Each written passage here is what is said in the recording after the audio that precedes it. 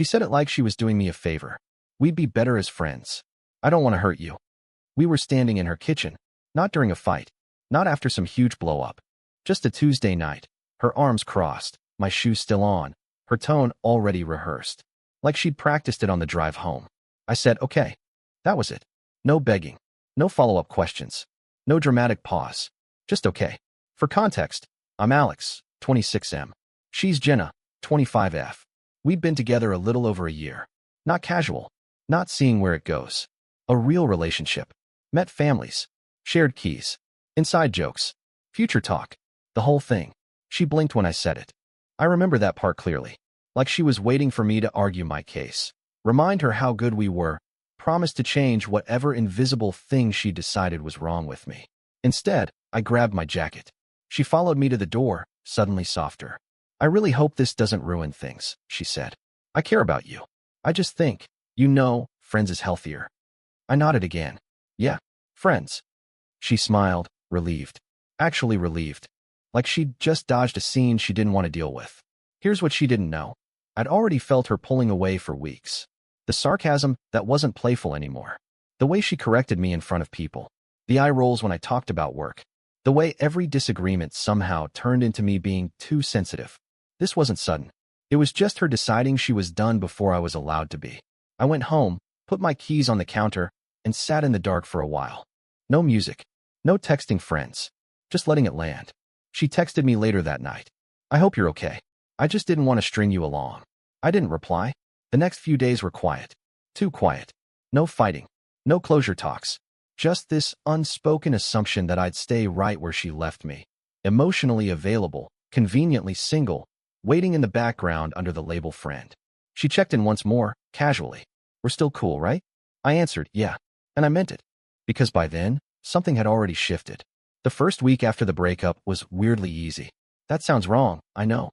I expected the sleepless nights, the constant urge to text her, the replaying of conversations. Instead, it felt like the pressure in my chest finally backed off. Like I'd been holding my breath without realizing it. Jenna, on the other hand, leaned hard into the friends thing. She started reacting to my Instagram stories again.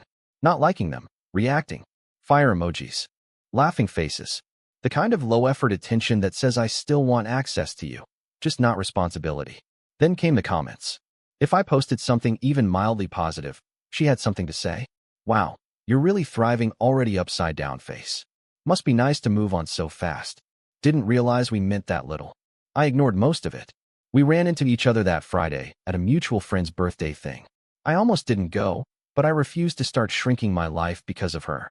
She showed up late, loud, already irritated. The first thing she did was scan the room, find me, and lock her eyes onto whatever I was doing. I was laughing with someone. That alone seemed to annoy her. She walked up like nothing happened. Hey stranger, she said, bumping my shoulder. Didn't think you'd come. Why not? I asked. She shrugged. I don't know. Figured you'd need space or something. That was rich, coming from the person who dumped me and then hovered like a bad Wi-Fi signal. All night, she stayed close. Too close. Making little comments. Correcting me mid-story. Teasing me in that sharp, not funny way she'd perfected near the end of our relationship. At one point she leaned in and said, "So, you holding up okay? I was worried you'd spiral." I looked at her and smiled. I'm good. She didn't like that answer. By the end of the night, she was clearly annoyed. Not at anything specific. Just unsettled. Like I wasn't performing the role she expected. The role where I missed her. Where I waited. Where I proved she mattered more than my own dignity. When I got home, I had a text from her already waiting. You were acting kind of distant tonight. I stared at my phone for a long moment before typing back. We're just friends. This is what that looks like. She didn't reply, but something told me that conversation wasn't over. Not even close. The shift happened quietly. About a week after the breakup, a coworker named Lily asked if I wanted to grab coffee after work. No big build-up. No date language. Just coffee. I almost said no out of habit. Then I realized why would I? So I went. It was easy. No tension. No walking on eggshells. No subtle jabs disguised as jokes. We talked about dumb work stuff, favorite places in the city, how weird adulthood feels when no one gives you a manual. I didn't post about it. I didn't mention it to anyone. It wasn't about proving anything. But somehow Jenna knew. She texted me that night. So you're already seeing someone? I stared at the screen, genuinely confused. What are you talking about? Don't play dumb. I heard you were out with some girl. There it was. The edge. The accusation wrapped in entitlement. I replied honestly. I grabbed coffee with a coworker. 3 dots appeared. Disappeared. Appeared again. Wow. That was fast. Guess friends was just an excuse for you to move on. I almost laughed. She was the one who ended it. She was the one who said she didn't want to hurt me. And now somehow I was the villain for continuing to exist? I didn't respond. The next few days, her tone shifted completely. No more sarcasm. Now it was concern. Are you okay? You seem different lately. I just don't want things to be weird between us. Weird was her default setting. Then Lily and I went out again. This time dinner. This time intentional. Still slow. Still normal. Still drama-free. I posted a story. Just food and a table. No faces. 10 minutes later, my phone rang. Jenna. I didn't answer. She called again. Then she texted. Are you seriously ignoring me now? That was the moment it clicked. Her idea of friends didn't include me choosing someone else. It didn't include me being unavailable. It didn't include me not orbiting her emotions on demand. It was never about not hurting me. It was about not losing access. And the second she felt that access slipping, she panicked. I put my phone face down and went back to my dinner. For the first time in a long time, I felt calm. The calls didn't stop after that night. They escalated. First it was frustration. So this is how you treat someone you care about. Then guilt. I thought we were mature enough to stay in each other's lives. Then the classic rewrite of history. You're acting like I cheated on you or something. I was honest. Isn't that what you wanted? I didn't answer any of it. 2 days later, she showed up at my place. No warning. No text. Just a knock like she still belonged there. I opened the door, already annoyed. She walked in like she owned the air. Looked around. Took in the changes. My jacket on a different hook. A plant she hated on the windowsill. So, she said, arms crossed. You're really doing this. Doing what? I asked. Cutting me off. Replacing me. I let out a slow breath. You broke up with me. She scoffed. Don't twist it. I said friends. That wasn't a pause button, I said. That was an ending. Her face tightened. Wow. I didn't realize you were this petty. There it was. The same word she always used when I didn't play along. I stayed calm. You don't get to decide how I move on. She laughed, sharp and humorless. I just didn't expect you to move on this fast. That sentence said everything. Not move on. Move on before she was ready. She paced my living room, talking at me now. I thought we had something mature. I thought you respected me enough to not jump into something else immediately. I met her eyes. Respect goes both ways. She froze, like she hadn't expected resistance. So what? You're just done with me, she snapped. I shrugged. I'm done waiting. Silence stretched between us. Heavy. Uncomfortable. Finally she said, quieter, you're really not going to fight for this? And that was the breaking point. The moment everything in me shut the door. I shook my head. No, not angry, not cruel, just final. Her expression changed then. Panic flickered underneath the attitude. She grabbed her bag. Fine, she said. Don't come crawling back. I didn't respond. When the door closed behind her, I felt something solidify in my chest. Not relief. Not victory. Clarity. And I knew she wasn't done yet. The week after she came to my place was when Jenna fully unraveled. It started with late-night texts. The kind that pretend to be casual, but aren't. Do you ever think about us? I keep remembering inside jokes, and it's messing with my head. I didn't think you'd just disappear like this. I didn't answer. Then came the mood swings. One morning I woke up to, I hope she's worth it. By lunchtime, I'm genuinely happy for you. I just want you to be okay. By night, you know, for someone who claimed to love me, you moved on disgustingly fast. That last one almost got a response. Almost. Instead, I muted the thread. That's when she changed tactics. She started posting. Not subtle stuff either. Mirror selfies with captions about choosing herself. Stories at bars she used to complain about. Quotes about knowing your worth, layered over moody black and white photos. And then, like clockwork, she watched everything I posted. Every story, every like, every follow. She didn't interact anymore. She just monitored. A mutual friend texted me one night. Hey, just a heads up, Jen has been asking who you're seeing. I replied, I'm not hiding anything. I know, he said. She's just not taking it well. That made me laugh. Not because it was funny, but because of how predictable it was. She didn't miss me. She missed control. She missed being the reference point in my life. The next time she reached out, it was different. Can we talk? Not fight. Just talk. I agreed to meet her for coffee. Public place. Neutral ground. Closure, I thought. She arrived early. Sat across from me with that familiar tight smile. So, she said, this whole thing got out of hand. You ended it, I replied. She waved it off. I meant temporarily. I just needed space. You weren't supposed to replace me. There it was. Out loud. I stared at her. That's not how breakups work. She leaned forward. I just think you owe me a little time before, whatever this is. I stood up, dropped a few bills on the table, and said the only thing left to say. I don't owe you anything. Her mouth opened, closed, and for the first time since all of this started, she didn't have a comeback. I walked out knowing one thing for sure. She wasn't losing me. She already had. I thought that would be the end of it. It wasn't. 2 days after the coffee talk, she blocked me. On everything. Instagram, Twitter, even Spotify, which honestly felt petty but on brand. I noticed because the silence suddenly felt loud. Like she wanted me to notice she was gone. Like blocking me was supposed to hurt, or scare me, or pull some reaction out of me. I didn't react. Then, 3 days later, she unblocked me. No message. Just quietly reversed it, probably hoping I'd rush in with a "Hey, why'd you block me?" text. I didn't. That's when she started reaching out through other people. A friend told me, Jenna says you're being cold and punishing her. Another said, she thinks you're doing this to make her jealous. The irony almost gave me whiplash. Meanwhile, things with Lily were normal. That was the shocking part. No power games. No emotional audits. No comments disguised as jokes. She asked how my day was and actually listened to the answer. One night, while we were walking back from dinner, my phone buzzed. Unknown number. I knew it was her before I answered. What? I said. Her voice cracked immediately. Why are you doing this to me? I stopped walking. Doing what? Pretending I don't exist, she snapped. Moving on like I never mattered. I stayed quiet. You said we'd be friends, she continued. Friends don't replace each other in a week. I didn't replace you, I said calmly. You removed yourself. She scoffed. That's such a convenient way to spin it. No, I replied. It's just the truth. There was a pause. Then she said something that finally made it all clear. I thought you'd always be there. Not with her. Not committed. Just there. Available. On standby. Safe. I'm not that guy anymore, I said. Her tone hardened instantly. So she's more important than me now? I answered without hesitation. Yes. She hung up. And for the first time since the breakup, I didn't feel anything afterward. No guilt. No doubt.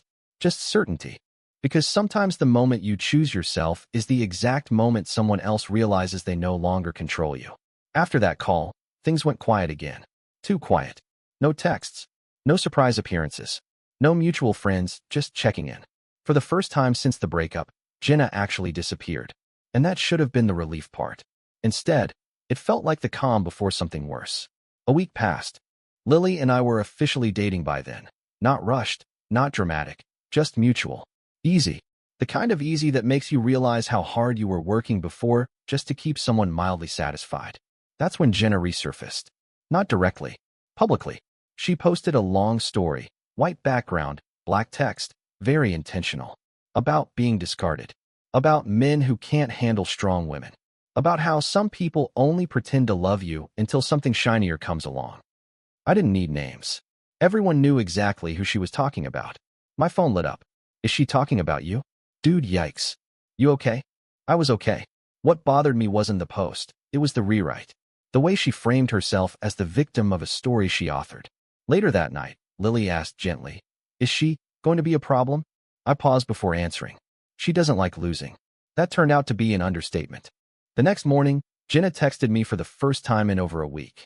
I see you're happy pretending I never existed. I replied once. I'm not pretending. I'm moving on. Her response came instantly. So everything we had meant nothing?